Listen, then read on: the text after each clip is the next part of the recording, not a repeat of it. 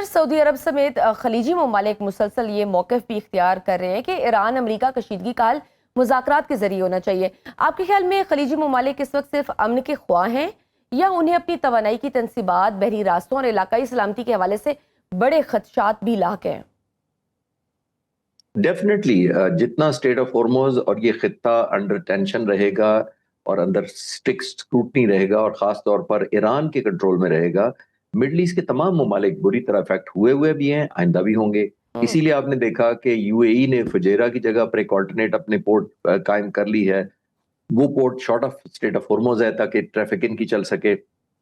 फिर जाम्बू एक जगह है Saudi Arab on the red C side पे, वो उसने भी अपनी इसके जो पाइपलाइन है ईस्ट टू वेस्ट बिछाई है, उसको बड़ा तेजी से काम शुरू किया है। जो ऑलमोस्ट 2 मिलियन बैरल पर बैरल रोजाना निकालती थी, उसको तकरीबन 4.5 तक ले गया सऊदी अरब, और आपको 7 मिलियन बैरल रोजाना तक ले जाने का प्रोग्राम है रेड सी में जो सप्लाई हो सकेगी। तो ऑल्टरनेट सोर्स ऑफ एनर्जी पर सिर्फ ये ऑयल सप्लाई करने वाले मुल्क नहीं गए, बल्कि दुनिया के बहुत सारे ममालिक जो डेवलप्ड मुल्क हैं, कोरिया है, जापान है और चाइना है, इन्होंने भी अपना ऑल्टरनेट सोर्स ऑफ एनर्जी को ढूंढना शुरू कर दिया है कि आइंदा आने वाली जंगों में उनकी ब्लैकमेलिंग ना हो।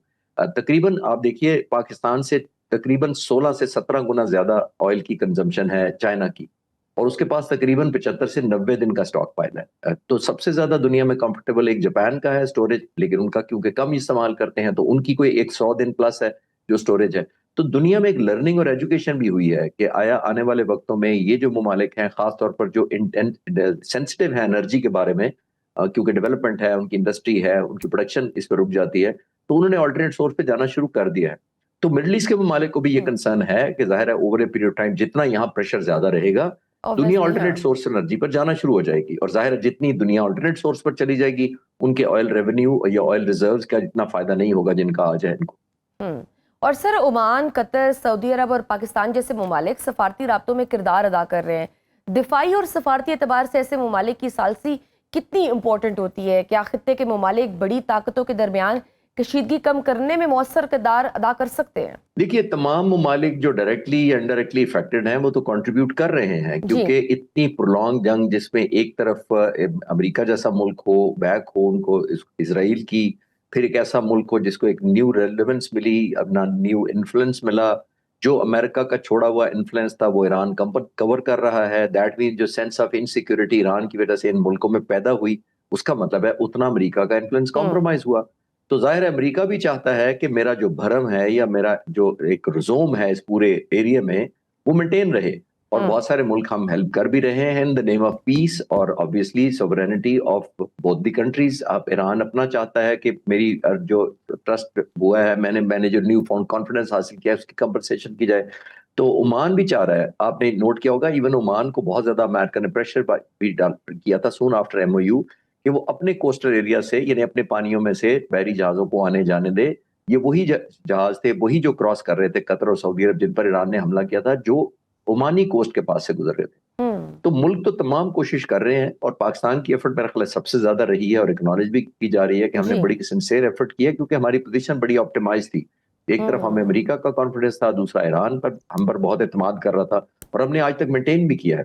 ये बहुत चैलेंजिंग रहा है, इसमें तो कोई शक नहीं है, बट होपफुली आने वाले वक्तों में मेरा ख्याल है एक एलिमेंट ऑफ रियलिज्म दोनों साइड्स पे आ गया होगा, और ये एफर्ट्स कोई मीनिंगफुल मुआहदे में कन्वर्ट हो जाएगी। एक्सटेंशन ऑफ जिसको कहते हैं ना सीज फायर, वो कंटिन्यू रहेगी।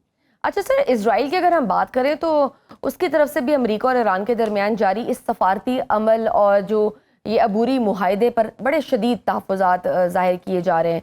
क्या तेल अबीब को बुनियादी तौर पर ये टेक्निकल खदशा है कि किसी भी ऐसे मुआहदे से तेहरान को स्ट्रेटेजिक रिलीफ मिल जाएगा और उसके नेटवर्क्स को रेगुलाइज होने का मौका मिल जाएगा?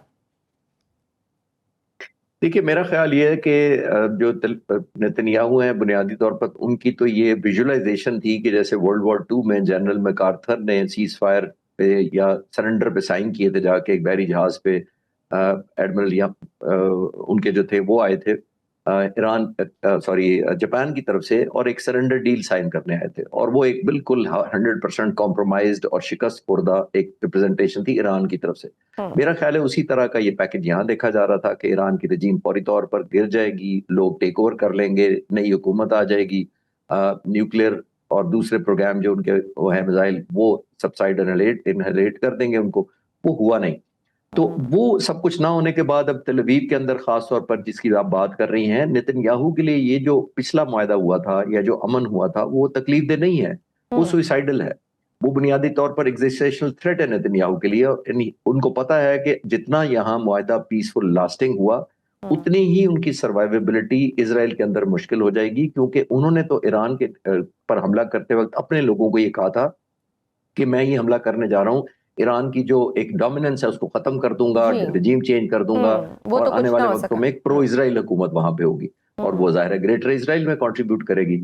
آنے والے وقتوں کے نے دیکھا بعد میں کہ وہ نہ تو ان کے وہ خواہش پوری ہوئی، نہ گریٹر اسرائیل پر پورا ہوا، بلکہ ایران نے ایک پروہیبٹیو کاسٹ امپوز کر دی اسرائیل پر، ایک خوف پیدا کر دیا۔ تو صرف 11% ایک سروے کے مطابق ایران اسرائیلی سمجھتے ہیں کہ ایران یہ جنگ ہارا ہے، 11% صرف، اور اسرائیل جیتا ہے، باقی نہیں سمجھتے ایسا۔ تو آئی تھنک جیسے میں نے کہا کہ آنے والے وقتوں میں نتن یاہو کو پتا ہے کہ اکتوبر میں 2 مہینے بعد الیکشن ہے، اگر یہ جنگ انہوں نے بہت سگنیفیکنٹلی پازیٹیو ریزلٹ نہ اچیو کیے تو وہ الیکشن ہار جائیں گے، اگر وہ الیکشن ہارتے ہیں تو ظاہر ہے ان پر مقدمے کھل جائیں گے۔ تو یہ سوئسائڈل ان کے لیے ہے، ایلیمنٹ آف ایگزسٹیشن ہے جس کو وہ چاہتے ہیں کہ کسی طریقے سے کچھ نہ کچھ ایسا ہو جائے، اور اگر نہیں ہوتا تو نو وار اور نو پیس کے درمیان چلتا رہے یہ خطہ، تاکہ وہ جنگ کے بہانے سے الیکشن پوسٹ پون کریں اور ان کو عدالتوں کا بھی سامنا اور نہ جو ان پہ کرنا۔ کیسز بھی ہیں نتن یاہو صاحب پہ وہ اس کو بھی اوائڈ کر سکیں۔ اچھا سر، غزہ کے معاملے پر اسرائیلی وزیر اعظم نتن یاہو کا یہ موقف بھی ہے کہ جب تک حماس کو مکمل غیر مسلح نہیں کیا جاتا پوزیشن برقرار رہے گی۔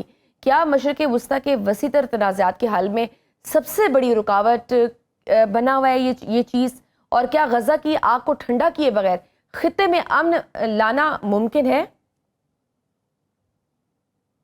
دیکھیے، ایران کی تو ڈے ون سے حزب اللہ کی بھی سینسٹیوٹی ہے۔ غازہ پہ آپ نے دیکھا دنیا نے کیسے خاموشی ساتھ رکھی، تقریباً 2.5 سال تک کوئی کسی نے کنڈیم نہیں کیا، اسرائیل کی پنوپلی تھی، ایران نے سٹینڈ بھی لیا، اور پھر حزب اللہ کو بھی ڈیفینیٹلی اس میں کوئی شک نہیں ہے کہ حزب اللہ کی اس وقت لمیٹیشن کافی سیریس ہوئی ہے، کیونکہ اب سیریا جو پہلے پرو حزب اللہ ایک حکومت تھی وہ سپورٹ کرتی تھی، اب وہ نہیں کر رہی، ایک ایلیمنٹ آف آئسولیشن ہے۔ عراق میں اس طرح نہیں حکومت رہی جو پہلے سپورٹ کرتی تھی، اب بہت زیادہ دوسرے ایلیمنٹ بھی آ گئے ہیں، اور سامنے بھی ہے۔ تو ایران کی ایک لمیٹیشن تو ہے نیگوسیشن کی خاص طور پر، لیکن حزب اللہ کی آپ نے دیکھا لیڈرز بھی ایلیمنیٹ کر دیے گئے پچھلے کئی مہینوں کے چن کر۔ تو ایران کو ایک ایلیمنٹ آف ڈیفیشنسی تو ہے، لیکن ایران کو یہ بھی پتا ہے کہ میں نے اگر یہ لیوریج نہ استعمال کیا حزب اللہ والا تو پھر مجھے بارگن نہیں ملے گی۔ میں آپ کو چھوٹی سی مثال دے دیتا ہوں کہ جنرل سینی تھے جن کو مرڈر کیا گیا تھا ایران کے اسرائیل کی طرف سے، اور یہ سٹرائک کے تھرو کرنا تھا امریکہ اور اسرائیل نے مل کے، اور اب رپورٹیں کنفرم کر رہی ہیں کہ لاسٹ منٹ پہ اسرائیل نے بیک آف کر لیا تھا سٹرائک سے جنرل حسینی کے مرڈر سے، اور اس وجہ سے کیا تھا کہ اسرائیل سمجھتا تھا کہ اس کی ریٹیلیشن کیونکہ حزب اللہ نے کرنی ہے اور حزب اللہ نے کرنی ہے اسرائیل کے خلاف، تو اسرائیل کے بیچ میں نام نہ آئے۔ یہ ایک ایلیمنٹ آف ڈیٹرنس تو ہے۔ میں ایتھکس مورالٹی کی بات نہیں کر رہا کہ وہ ایتھیکلی ٹھیک کرتے ہیں یا نہیں کرتے، میں حزب اللہ کی بات کر رہا ہوں۔ تو لیکن یہ تو ہے نا کہ ایران نے as a part of the strategy اور part of obviously negotiation leverage کے طور پر ایسی پراکسیز کو وہ سپورٹ کرتا ہے، کیونکہ جب 80s میں ایران اور عراقیوں کی جنگ ہوئی تھی تو اس وقت ایران نے ریئلائز کیا تھا کہ مجھے جنگیں اپنے بارڈر سے دور رکھنی ہیں، چاہے وہ حزب اللہ ہو، حماس ہو یا حوثیز ہوں، جن کے ذریعے وہ ایک پروہیبٹیو کاسٹ باہر اپنے بارڈر سے امپوز کرنا چاہتا ہے، جو بھی اینٹی ایران ایلیمنٹس ہوتے ہیں۔ لیکن یہ پارٹ آف دا اسٹریٹجی ہے، میں صرف as a student of air power یا ملٹری اسٹریٹجی کامنٹ کر رہا ہوں، مورالٹی ایتھکس کی بات نہیں کر رہا، کیونکہ اگر مورالٹی ایتھکس کی بات ہوتی تو پھر 2 ملک جو حملہ کرنے والے ہیں وہ نیوکلیر پاور ہیں، اور جس پر حملہ کیا جا رہا ہے وہ کہتے ہیں تم نیوکلیر پاور نہیں بنو گے۔ سر اب بات کرتے ہیں بھارت کی۔ اس کی جانب سے بھی 2019 میں کیے گئے اقدامات کے بعد کشمیر کی صورتحال پر پاکستان نے عالمی سطح پر اپنے تحفظات کا اظہار کیا ہے۔